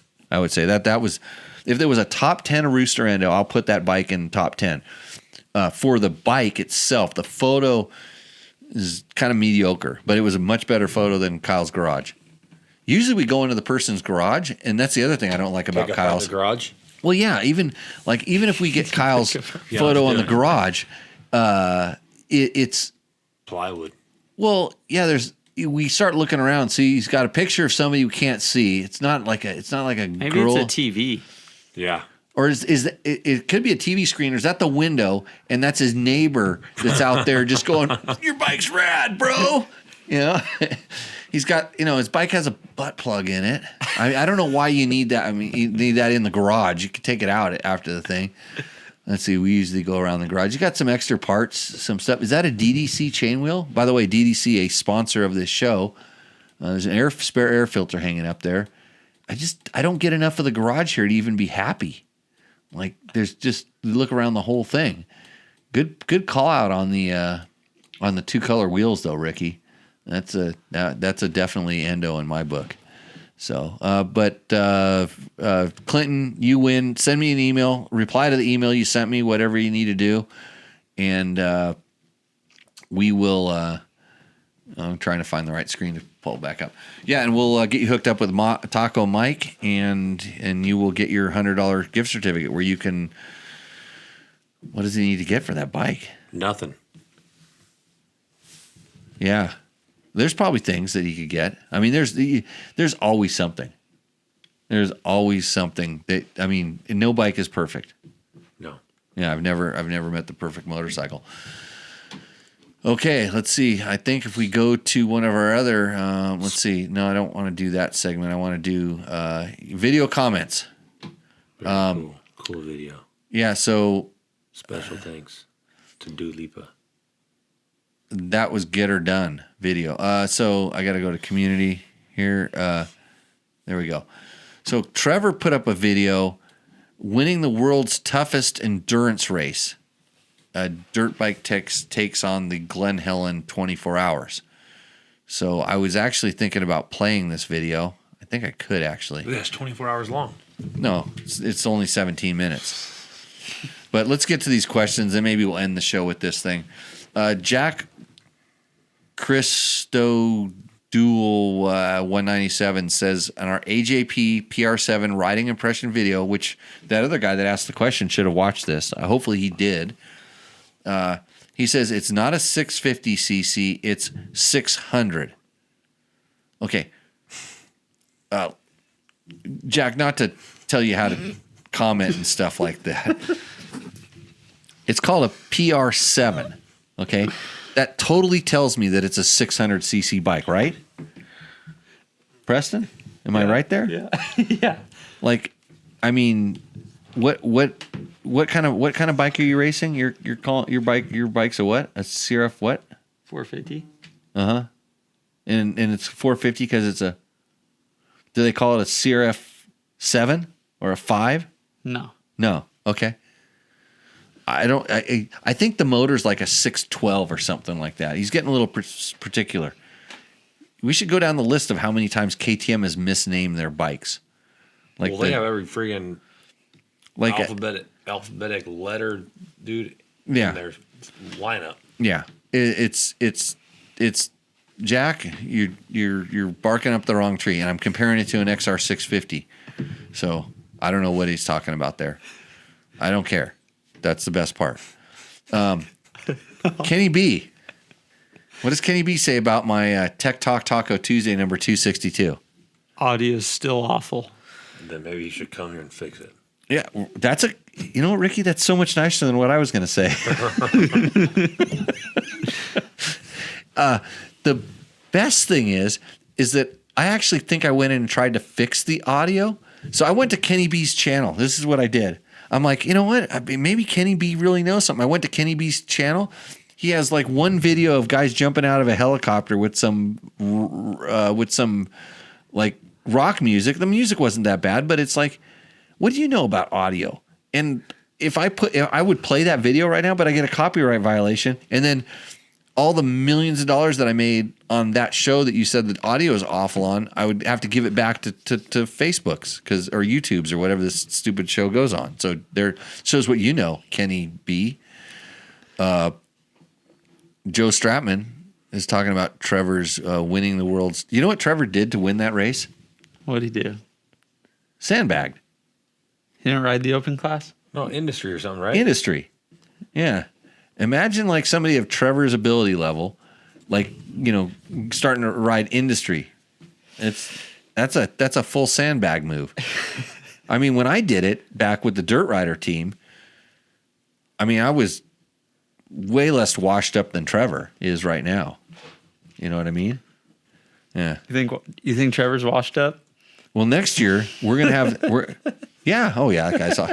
Did you see what he did at the Vegas Torino parade lap? Who didn't?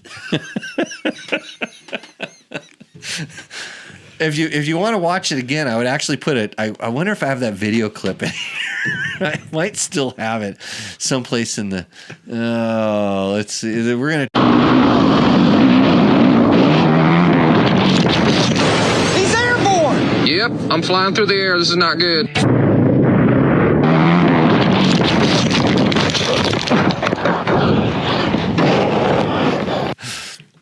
Yeah. Well, that's a couple of those and. Industry class. Industry class, yeah. So we won the industry class. We beat like Motocross Action. We beat Cycle News. Anybody that was anybody, like any of the other outlets, none of them. They can't even. They talk about fielding teams. They can't do it. Dirt Bike Test just shows up and dominates because Trevor was sandbagging. But there was a guy I watched like at least 30 seconds of the video, or maybe just the last 30 seconds. I was scrolling through it. There was I don't even know who the guy was. And he was complaining about the bike, and it's a Yamaha. He's like, dude, Yamaha sponsors this podcast and our channel. You can't say anything bad about the bike that just won the industry class and dominated over all the magazines. So I won that race with your dad a long time ago. I won. How many? What? How many 24 hours? Me? Yeah. One. One? Ricky? I've never won 24 hour. Oh. I've done a few of them though. Yeah. And never won. What were you riding? A bike that broke? Well, I did. I did it one time on a KX 500.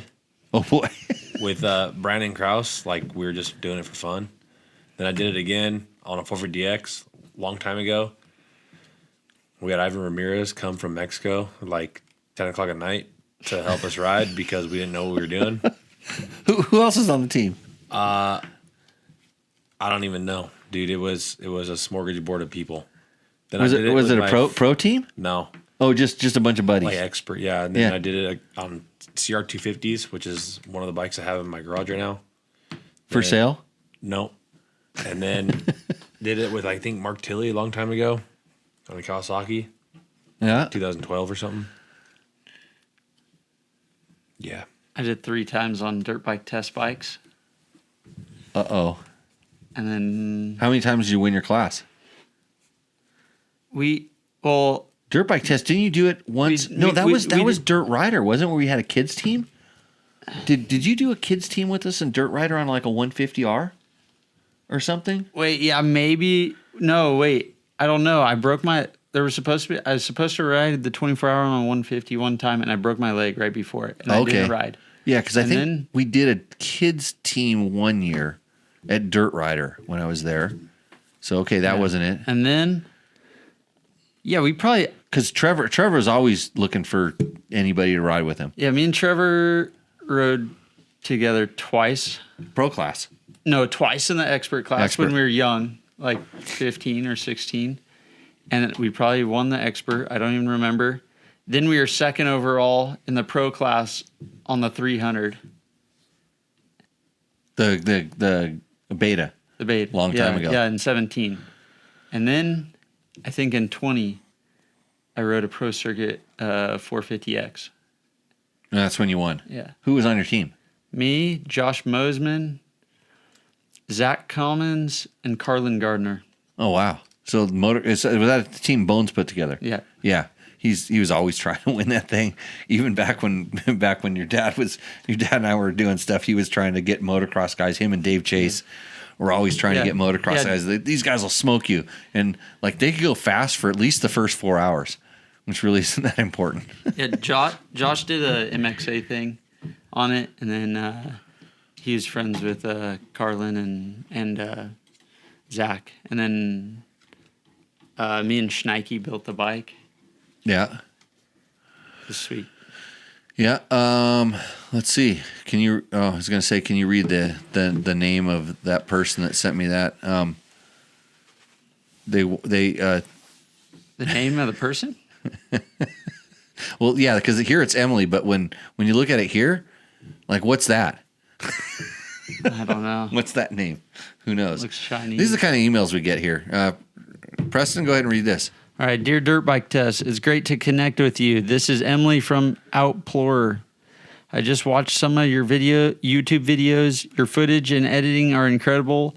We launched some quick launch phone mounts for motorcycles, bikes, scooters, e-bikes recently. We sincerely invite you to test our products and publish the videos to your followers. Are you interested in collaborating with us? Attached is a product list.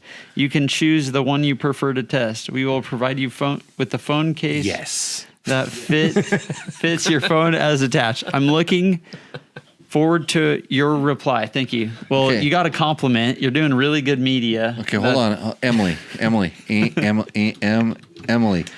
comma. Yes, I would love to test this device on all Send me money. cash. Cash, 3 exclamation points or just 2? 3. 3, okay. You can test it. Yeah. Let's see. Don't Send reply with that, dude. Green. Put green cash. Send green cash? Yeah. Okay, green cash. Like American dollars. No, send cash USD. I like that. I think it's better because then they know that we're American. USD. Okay, send cash USD. We love Phone mounts. to collaborate. COLAB. You missed the L. Well, I'm trying to type and do a show at the same time. We'd love to. I should, because collab. she had one typo in hers. She didn't capitalize. There was the thing she didn't capitalize in there. So This is a good opportunity for you, and you're opening it up with we send cash. Monetary. Hey, what is it monetary? it also tells me to be cautious about sending sensitive information, so I should be careful.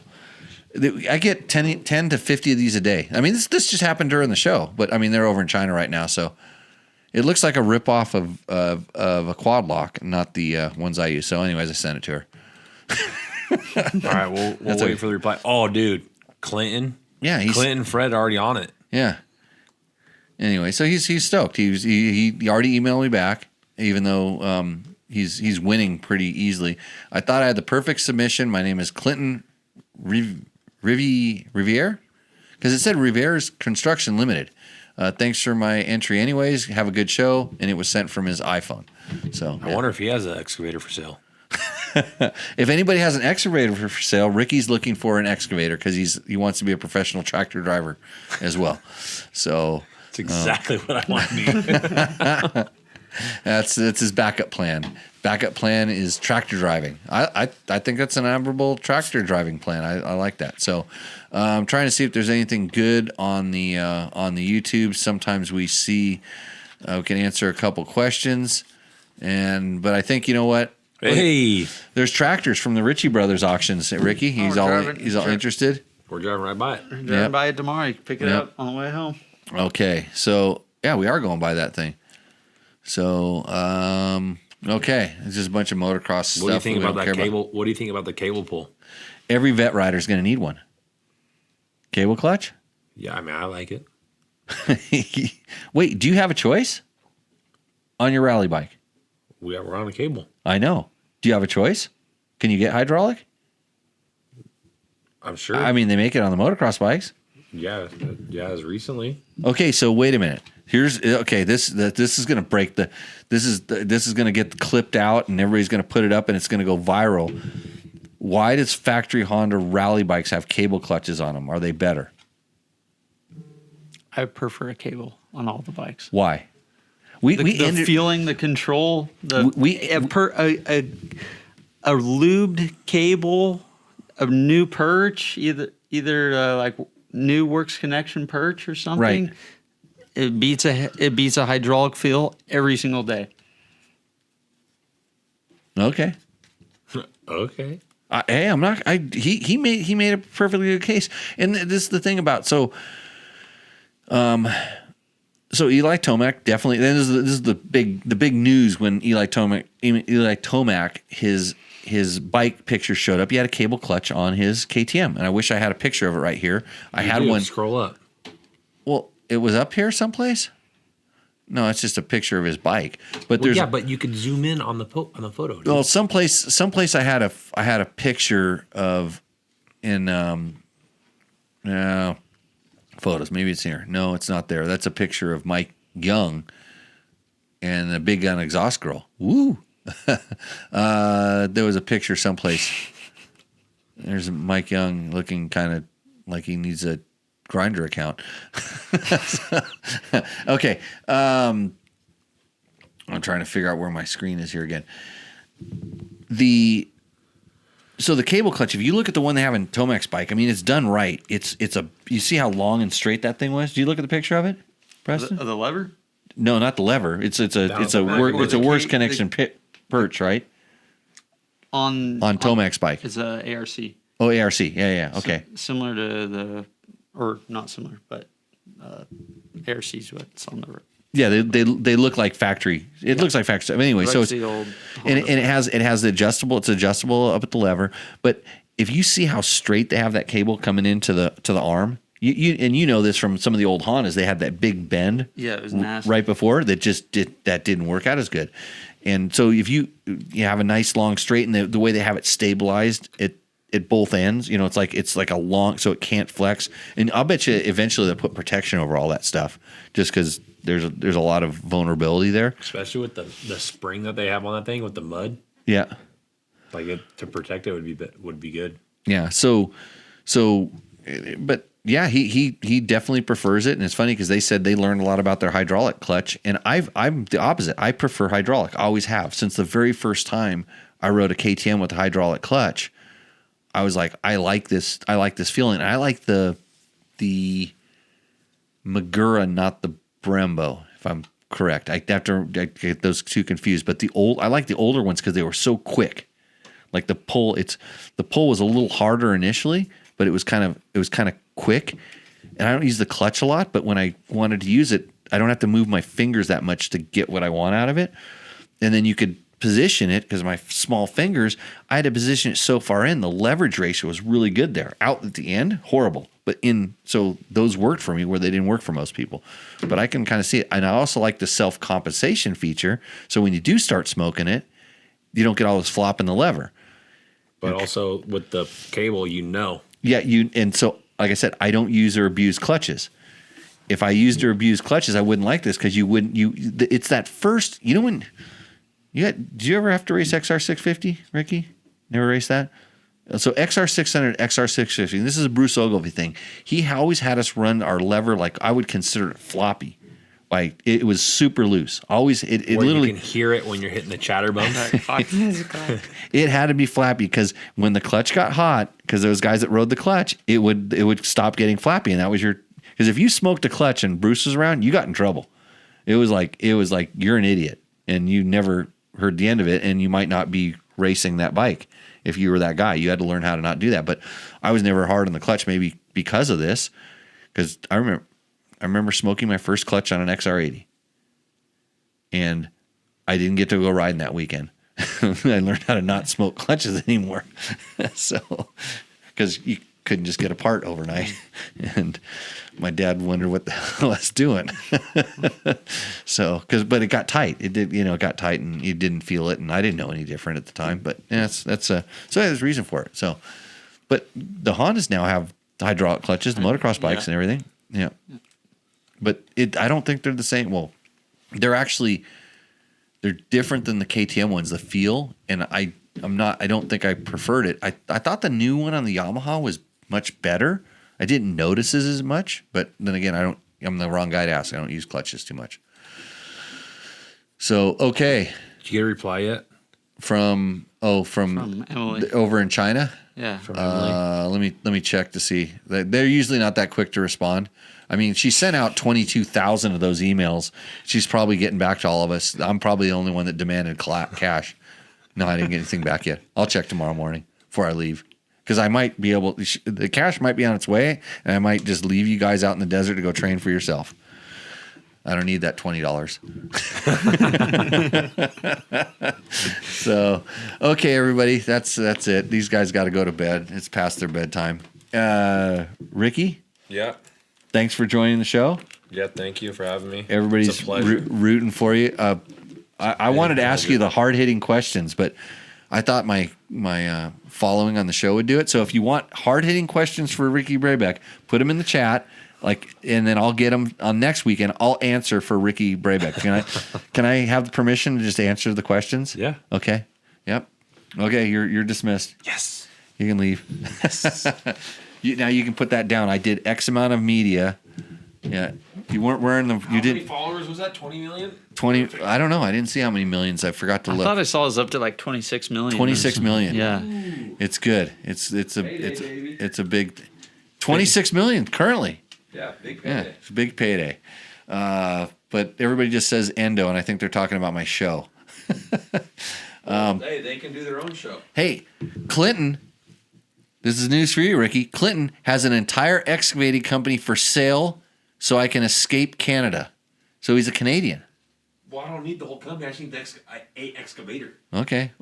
And move to the USA. He wants to move to the USA. Well, Clinton, I don't know if I've explained this before, but I think our president wants to buy you guys. He wants to make you the 51st state. So you and him work it out. I'm pretty sure that if you got a 3035. we need by the way, we need a 3035. I know a guy, George. You know that guy, George? Yeah. He knows how to move equipment. Yeah, Around. Do, but I need one for person. I've seen people blow through the border with all kinds of stuff right up there by his place. It's not like Mexico. It's a little different up there when they come from Canada. I need a 3035 with hardly any hours. A 3035 low hour excavator is what we're looking for. Preston, Yeah. thanks for joining us and show. You did an awesome job, almost as good as Logan used to do with little practice. Thanks for having me. Glad to have you here. You're doing great in your rally training. I'll try my best. Excited to see how you go. So you got 2 rallies under your belt, Yeah. and how did those go? Oh, they went well. Didn't make any too big of mistakes out there. Just got the full experience of the Only asked where he was. 2 races, and learned every day and had a good time. Yeah, it's a lot better to see you riding that rally bike than doing push-ups. Remember doing push-ups on the hood of the car or whatever it was, that car we rode over on the desert? the car. The sand dead wash? car you rode over it. Yeah, push-ups there, push-ups on the logs, Yeah, a lot of push-ups. push-ups everywhere. Let's see. And somebody wants to know, T. Harmon, are the 2024 KTM EXV 350 XC slightly better than a 2018? That's a really good question. They're gonna be, my experience, and I haven't ridden a 2024. I've ridden maybe a 23 or 22. KTM has really worked on kind of bringing the torque down a little bit with making it still have a lot of high RPM power. They didn't lose our high RPM, but they brought the torque down. But it got lighter flywheel feeling, and Preston can speak to this too probably. You know how even if it makes more torque, if it has less flywheel, it's not necessarily a great thing. Yeah, like does It wants to stall a little bit more. Yep. Because the bikes really stall when you turn the throttle to 0. Yeah. Like if you had it at 1 or 2%, it's not going to stall, and everybody kind of turns the throttle too far backwards, and then they stall. So even though it's making more torque, it feels like it's less torque because it stalls more. So the 2018 is better at not stalling, but it also feels probably 5 to 10 pounds heavier, I would guess, just based on what I know. So it's kind of one of those things where when you see Ken Roczen winning Supercross races against the best riders in the world on a Suzuki, which hasn't changed for how many years? I don't know. Are bikes getting better, or are we just changing them for the sake of changing them? We're changing them to change them. It's the evolution. Yeah, I mean, some stuff has gotten better, but it's like a flavor. It's like is chocolate better than strawberry ice cream? You know, and we can argue about it is, and we can argue about it all the time. But it's like, well, which is really better? I mean, you could still win the Supercross on the chocolate ice cream or the strawberry ice cream, whatever it is, or whatever, you know. So lots of different things. So and Ricky ate a Dakar winning burrito. He's just saying that.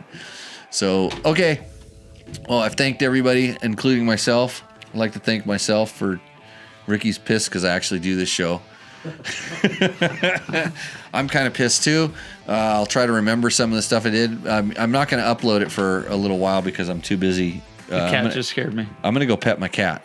That's what I'm going to be busy petting the cat and doing important things. So with that, we'll see you out in the trail. Selma, what do you say? Let's just call on my headphones. Hey, Selma, say bye to everybody, bud. Okay, we're out of here. This show's finished. It's over.